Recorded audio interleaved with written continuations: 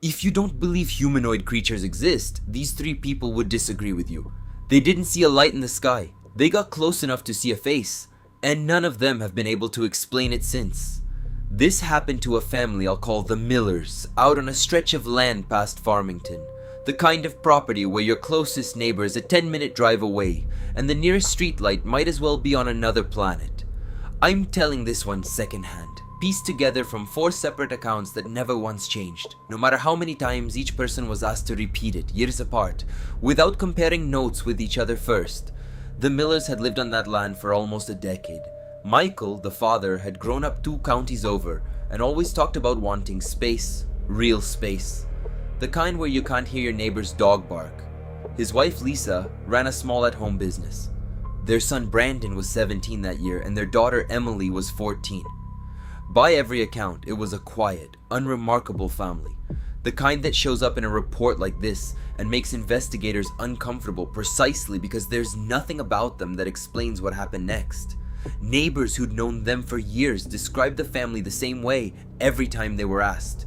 Normal, private, not the kind of people who'd ever invented a story for attention. There was one detail that only came up later, almost as an afterthought, from an older man who'd lived 2 properties over for nearly 40 years.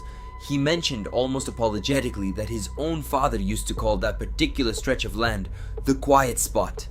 Not because it was peaceful, but because for as long as anyone could remember, animals avoided it.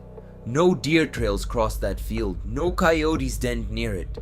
Nobody had ever treated it as anything more than local superstition, the kind of thing old-timers say about every rural property eventually. Nobody thought about it again until years after the Millers left. It was October, and the night had been completely ordinary. Dinner around 6, television until 9, everyone in bed by 10. The father and mother were asleep in their room at the end of the hall. Brandon was in his room with the door cracked, half asleep with music still playing quietly. Emily had fallen asleep with a book open on her chest. Nothing about the evening gave any warning of what was coming. At exactly 1 in the morning, all 4 of them woke up to the same sound. The grandfather clock in the living room, the one that had belonged to Michael's grandfather, striking the hour the way it always did. Except this time, within a second or 2 of that last chime fading out, the entire house lit up green. Not a flicker. Not lightning. Which is the first thing Michael assumed when he sat up. A flat, saturated green light that filled every room and simply stayed there. Lisa would say later that lightning fades in an instant, gone before your eyes finish adjusting. And this didn't fade at all. It just sat there, glowing through the curtains and under the doors like the color itself had weight to it, like it was pressing into the house rather than just lighting it. Every one of them, independently, without calling out to each other first, got up and went to a window, and every one of them saw the same thing from a slightly different angle of the property. Figures standing out in the yard and along the tree line. Tall, too tall for a person, thin in a way that looked wrong on a human frame. Joints in places that made their proportions feel off even from a distance. Heads too large for their bodies, and where a face should have been, nothing but 2 dark patches that seemed to track movement inside the house. Nobody could agree on how many there were, which is one of the details investigators found most credible rather than less, because coordinated liars tend to agree on numbers. Michael counted 4. Lisa counted 5. Brandon, who had the clearest angle from his window, swore there were at least 6, spread out with a strange evenness. 1 near the driveway, 2 or 3 near the tree line, and 1 standing close enough to the house itself that he said he didn't want to look directly at it for more than a second or 2, like it might notice him noticing. Emily, 14 and alone in her room, would later say the hardest part wasn't what she saw. It was how long she stood frozen at the window before she found her voice enough to scream for her parents, and how in that stretch of silence she was certain one of the figures near the tree line turned its head slightly, as if it had heard her thinking about screaming before she actually did it. Nobody went outside. That was never even discussed. Michael made the decision fast, the way you do when your body is moving before your brain finishes the thought. Everyone down to the basement. Now. They met in the hallway and went down together. And on the way down, Michael and Brandon dragged a set of metal shelving and several storage bins in front of the basement door once everyone was through it. Like that would matter, like it would slow down whatever those things were if they decided to come inside. The basement was unfinished, concrete floor, exposed pipe along the ceiling, a single bare bulb, and a landline phone bolted to the wall near the old furnace. The kind of phone nobody uses anymore, except that out there, cell service was spotty enough that they'd never bothered to get rid of it. Michael picked it up first, hands shaking badly enough that Lisa noticed and mentioned it in her statement years later. He dialed for help and got static, not a deadline, not silence. A wall of static loud enough that he pulled the phone away from his ear, hung up, and tried again immediately. Same static, same volume, like the line itself had been replaced with something else entirely.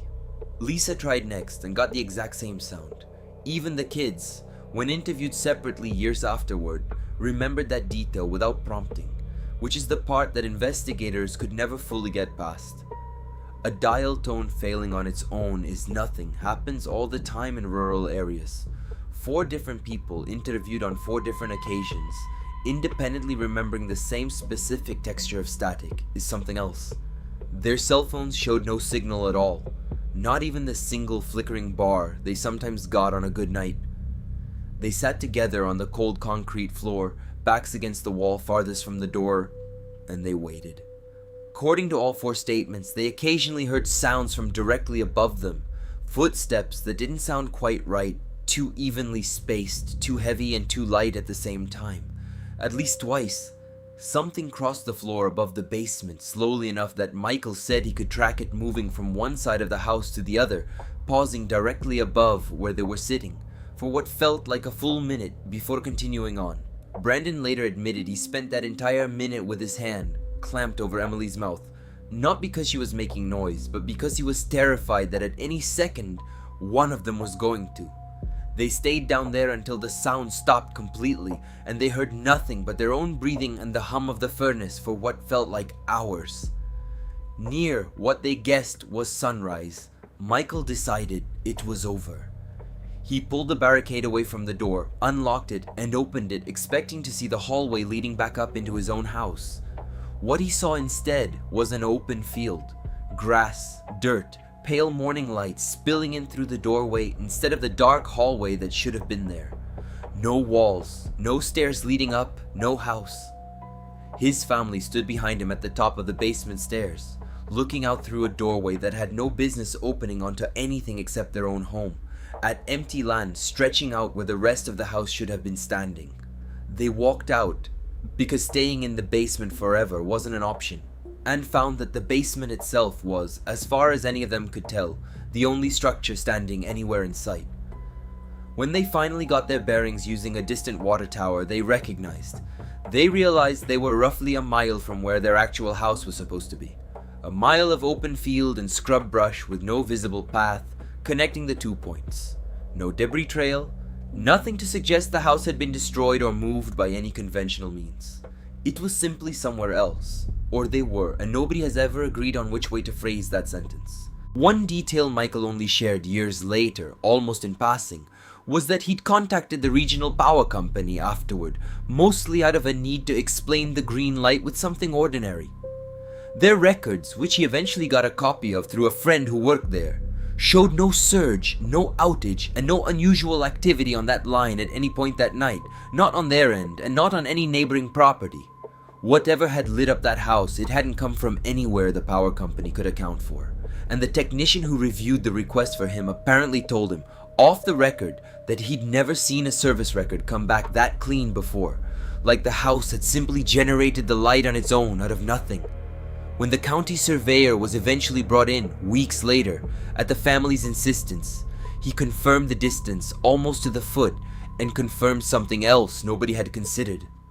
The basement foundation showed no cracking, no shifting, no sign of being moved at all. It looked, in his professional opinion, exactly like a structure that had simply always been sitting exactly where it now stood. He put that finding in writing and then, according to Lisa, refused to discuss the case with her again. In the weeks that followed, the family tried, more than once, to get local law enforcement to take the case seriously. The first responding officer, according to Lisa, spent most of the interview looking for a way to write it up as a gas leak combined with a family under stress, right up until he walked the property himself and stood at the edge of that mile-wide gap between the basement and where the house used to be. He didn't offer an explanation after that. He also, according to Lisa, stopped returning her calls within a month. Emily, the youngest, struggled the most in the years afterward. She started sleeping with every light in her room on, a habit she still hasn't fully broken as an adult, and she told a family therapist years later that what actually kept her awake wasn't the figures in the yard. It was the memory of standing at that basement door looking out at an empty field, absolutely certain, for reasons she could never fully explain, that the field was looking back. Nobody in that family ever went back to that property, not even to collect what was left behind. They sold the land within the year for less than it was worth to a buyer who, according to public records, never built anything on it. To this day, nobody, not the family, not the two separate investigators who reviewed the file over the following decade, has ever offered an explanation for how a basement ends up a mile from the rest of the house it was built under. And nobody in that family, interviewed together or apart, over more than 10 years, has ever changed a single detail of what they say happened that night. Brandon, the oldest, is in his 30s now, and by most accounts has built an ordinary life for himself, a job, a marriage. Nothing that would suggest anything unusual ever touched him. But he made one decision early on that his wife has said she still doesn't fully understand, and that he's never fully explained even to her. Every single home they've lived in since he moved out of his parents' house has had one non-negotiable requirement before he'll even consider it. No basement, not a finished one, not an unfinished one, not even a crawl space accessible from inside the house. Real estate agents have found this requirement strange enough to comment on more than once. And Brandon has never given any of them a real answer beyond saying he just doesn't like them. His wife knows the real reason. She's never once tried to talk him out of it. The second investigator who eventually took over the file, roughly 6 years after the original incident, was the one who tracked down the old man who mentioned the land's reputation for keeping animals away.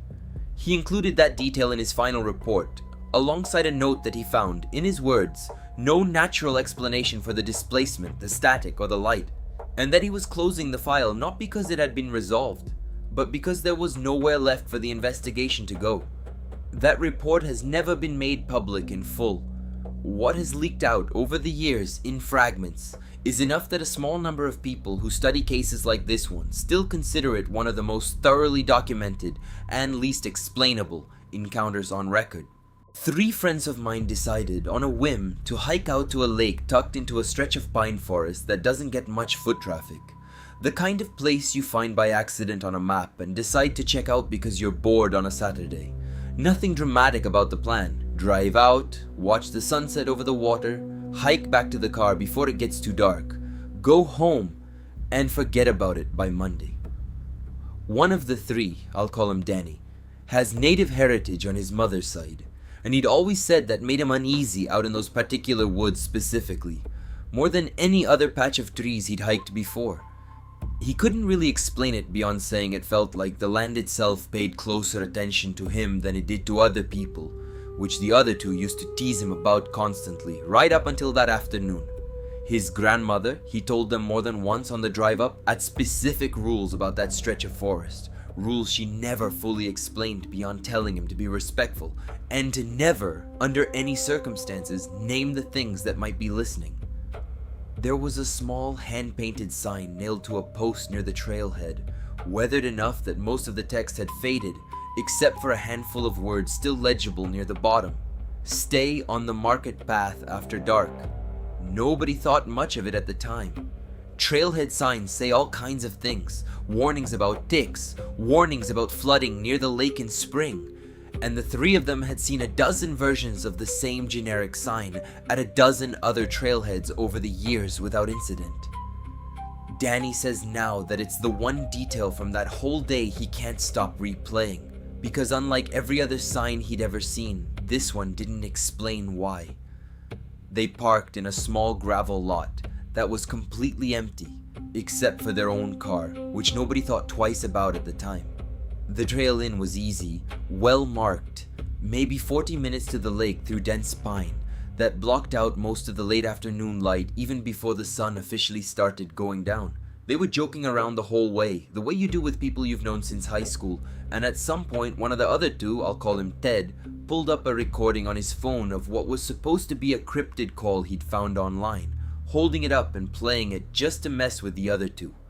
Somebody, Ted's friend Alex, made an offhand comment using a specific word for a kind of shape-shifting entity from local folklore, the kind of word that, depending who you ask and where you are, you're not supposed to say out loud in certain places. Not because it's rude, because saying it is treated less like an insult and more like an invitation. And they were, as Danny pointed out afterward more than once, standing on land where that kind of thing was taken seriously by people who'd lived there a lot longer than any of them had. Danny actually stopped walking for a second when Alex said it, according to Ted, and told him flatly not to say it again. Alex laughed it off. Nobody stopped walking for long. Less than 2 minutes after Alex said the word, all three of them, at roughly the same moment, noticed something behind them on the trail. A tall, gaunt shape, too thin through the shoulders and the neck to look right, standing motionless at a distance and simply watching them, or at least facing their direction. None of them had heard it arrive. No footsteps on the packed dirt, no branches moving, no sound at all, which should have been impossible given how loud that trail was under their own boots. It was just suddenly there. The way a shape appears in a photograph you didn't remember taking, and it had a smell that reached them before any of them had fully processed what they were looking at. Something rotten and thick in a way that didn't match anything else in those woods. Not decaying leaves, not standing water, something else entirely. Ted said later that his first instinct absurdly was to apologize out loud, like the smell alone told him on some animal level that whatever this was, it wasn't something you wanted to offend. The thing wasn't fast. If anything, it kept a slow, almost unbothered pace when they first started putting distance between themselves and it. Like it wasn't worried in the slightest about losing them. Like it already knew exactly how this was going to go. That should have been a relief. It wasn't. If anything, the lack of urgency was worse, because urgency at least would have meant it was reacting to them the way a person or an animal reacts to being seen. This wasn't that. They picked up their pace anyway, cutting the joking off completely, and put what felt like real distance between themselves and it before the trail opened up, into a stretch closer to the main road, where headlights passing in the distance and the hum of traffic made everything feel briefly, artificially normal again.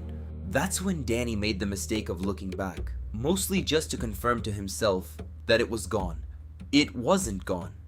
The distance that had taken them several minutes of fast walking to create was gone entirely. What had been keeping a slow, almost lazy pace a few minutes earlier was now less than 100 feet behind them and closing, moving faster now, and still making absolutely no sound across ground that should have been loud to cross at any speed. At that range, for the first time, they could make out enough detail to stop joking about any of it completely. None of the three has ever described to me in full exactly what they saw in that final stretch before they hit the parking lot. Every single time I've asked over years now, the conversation just stops, and one of them changes the subject, and the other two let it happen. The closest Ted ever came to describing it was saying that its face moved wrong, that whatever expression it had didn't match how a face is supposed to work, and that he spent years since trying not to picture it and failing most nights. They ran the rest of the way to the car, all three of them, no more pretending to be calm about it. The gravel lot was exactly as empty as when they'd arrived, just their own vehicle sitting there under the one working light pole, which meant whatever had been pacing them out there had been completely alone in those woods, with no other visitors around for who knows how long before the three of them ever showed up and gave it a reason to move. They didn't talk on the drive home, not one word, which Danny says is the part that still bothers him almost as much as the thing itself, because normally after something scary happens, people talk about it immediately, process it out loud. Nobody said anything until they were back in town under streetlights, and even then, the first thing anyone said was Ted asking, quietly, if they could just never come back to this particular trail again, and the other two agreeing before he even finished the sentence. In the weeks afterward, Danny did what he always does when something scratches at the back of his mind. He started asking around, quietly, among people connected to that land, without ever repeating exactly what he'd seen.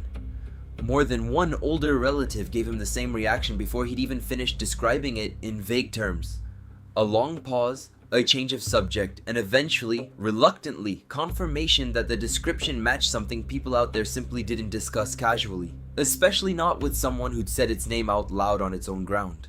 A little over a year later, scrolling through an old outdoors forum at 2 in the morning for reasons he still can't fully explain, Danny found a post from almost a decade earlier, made by someone who described hiking that exact same lake trail and being followed by, in their words, something tall that smelled wrong and wouldn't make a sound. The poster never came back to answer questions in the thread. The account had 4 replies, all from other users saying variations of the same thing. Don't go back and don't ever say what you think it might be while you're still on the trail. Danny took a screenshot of that post before the forum went offline for good a few months later, and he still has it saved.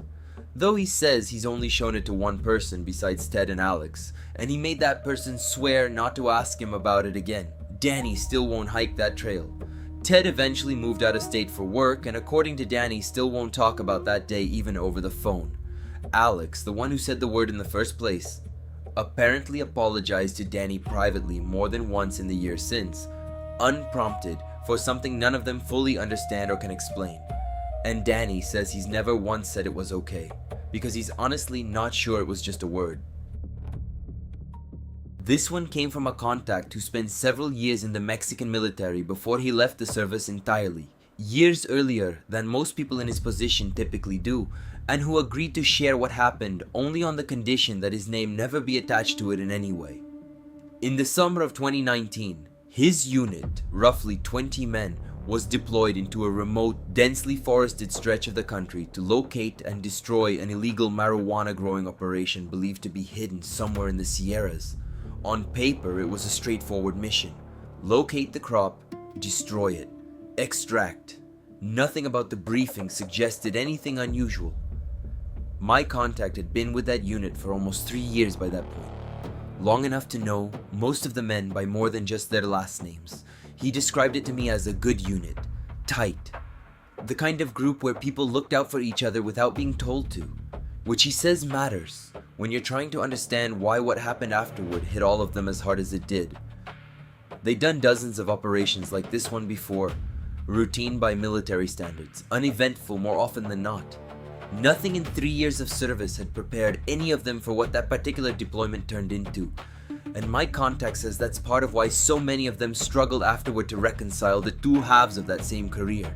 The boring, professional first half and the 4 days that ended it. Their first night at camp, not long after everyone had settled in, they started hearing screaming from somewhere out in the trees beyond the firelight. High-pitched, ragged, human-sounding at first. The kind of sound that makes trained soldiers immediately assume they've stumbled onto something they need to respond to. A hostage situation, someone hurt and calling for help. A few of the men were less convinced from the start. My contact was one of them. He said something about the sound felt wrong in a way he couldn't fully articulate even years later. Too guttural in places, too animalistic in the way it rose and fell. Less like a person in pain, and more like something imitating a person in pain without fully understanding how the sound was supposed to work. The screaming cut off as abruptly as it had started, and eventually, uneasily, the camp settled, and most of the men managed a few hours of sleep. The next day brought the opposite problem. Total, complete silence. No birdsong, no insects, none of the low ambient noise you'd expect from a forest that dense. Just their own boots against the underbrush and their own breathing. Several of the men commented on it independently throughout the day. The way you mention something that's bothering you without wanting to be the first person to say it's actually bothering you. One of the younger soldiers, barely out of training, apparently asked their sergeant outright whether they should call off the operation. The sergeant said no, and according to my contact, didn't sound entirely confident saying it. That night, the screaming came back, and this time it was noticeably closer to camp than the night before. They found the plantation on the 3rd day, a substantial operation tucked into a clearing, and spent several hours destroying the crop and dismantling the equipment they found on site. Job done, At least on paper, the unit began moving toward the designated extraction point, deliberately taking a different road than the one they'd used to come in. Standard procedure to avoid a possible ambush from anyone connected to the operation seeking payback. That alternate route happened to pass close to a cave system cut into a rocky hillside, and with daylight fading fast and the terrain ahead looking rougher, it looked like a defensible place to make camp for one more night. Solid rock walls on three sides, good sight lines across the approach, an easy call under the circumstances. At 3 in the morning, the screaming started again, and this time there was no ambiguity at all about where it was coming from. Deep inside the cave, directly behind their position. A group of roughly half the unit split off to investigate, weapons ready, moving carefully into the dark with flashlights that mostly showed them wet rock, uneven footing, and nothing else for what felt like much longer than it probably was. My contact said the deeper they went, the more the air itself changed, heavier somehow, carrying a faint mineral smell mixed with something organic that none of them could place, and that more than one man quietly chambered around without being told to. Then one of the flashlight beams caught something that wasn't rock. Green, scaled, wet-looking skin catching the light in a way stone never would. A face too long and flat to belong to anything human, clawed hands, a build roughly the height of a full-grown man standing upright against the cave wall. And it wasn't alone. Further back in the beam of a second flashlight, more of them became visible, moving over the rocks with a speed and an ease that didn't belong to anything human, ducking in and out of the light like they understood exactly how flashlights worked and exactly how to avoid them, which was somehow worse than if they'd simply frozen in the beam the way an animal would. One of them let out a scream, the exact same sound that had been circling the camp for 2 nights running, and at that sound the others turned toward the soldiers as a group, all at once, with no visible signal passed between them. The men opened fire immediately, no hesitation, the kind of trained response that doesn't require a conscious decision. It didn't seem to matter. Rounds that should have dropped a grown man just seemed to glance off entirely, and one by one, moving with that same unnatural speed, the creatures closed the distance anyway. Men were grabbed.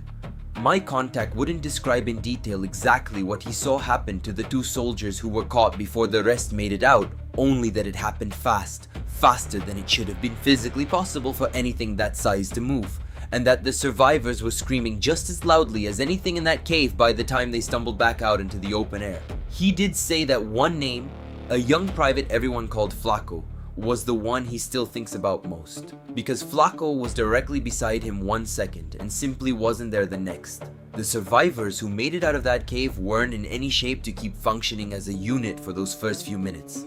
My contact remembers one man on his knees, hyperventilating so badly the medic thought he was going into shock, and another simply standing there staring at his own rifle like he didn't understand why it hadn't done what a rifle is supposed to do. Nobody had to be told to fall back into a defensive perimeter around the cave mouth. It happened automatically, the kind of thing years of training carves into your body so it still works even when your mind has mostly checked out. The medic did what he could for the men who'd made it out with injuries, mostly claw marks across the forearms and one deep gash along a soldier's shoulder that nobody could explain how he'd survived. And the whole time, every single man kept his eyes on that black opening in the rock.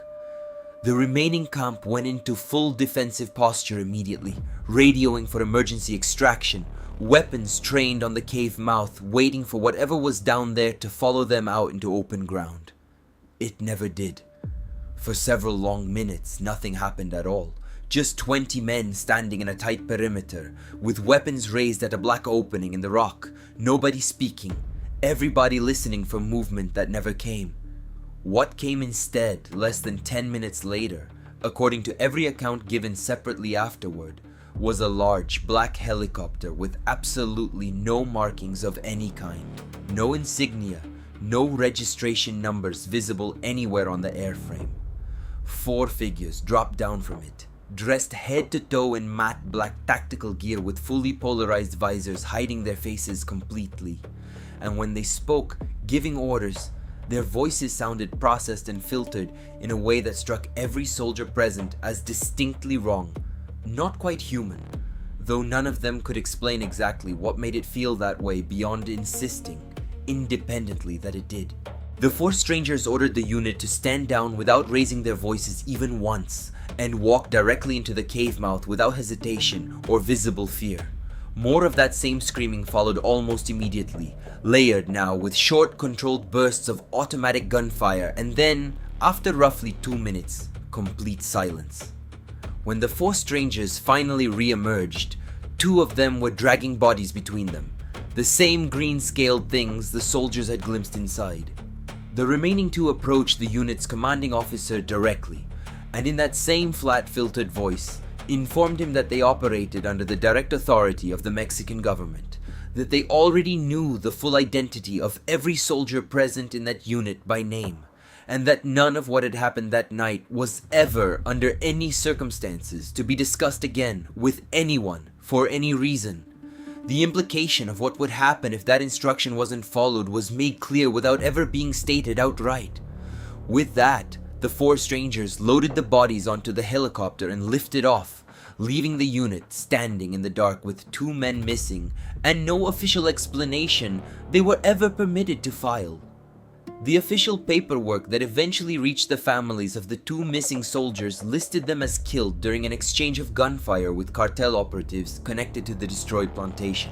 My contact says that's the version everyone in the unit was instructed to confirm, if ever asked, and the version he still gives to this day to anyone outside a very small circle. This conversation being one of the rare exceptions. The mission report itself, the official one, was sealed at a level higher than my contact's clearance normally allowed him to see, which he only learned when a friend still inside the system tried to pull it years later out of curiosity, and hit a wall he'd never encountered before on a domestic operation of that size. Whatever paperwork exists about those 4 unmarked strangers, and about what was actually recovered from that cave, has never surfaced, and my contact says he stopped expecting it to years ago. My contact left the military entirely within the year following that deployment. He told me that most of the men who were present that night eventually did the same, scattered across different lines of work, several of them into private security. For a long time afterward, he said, more than one of them privately believed they were still being watched, occasionally by people who never identified themselves and never needed to. He still keeps his curtains closed after dark, out of habit more than fear, he says, though he admits he's never fully believed that explanation himself.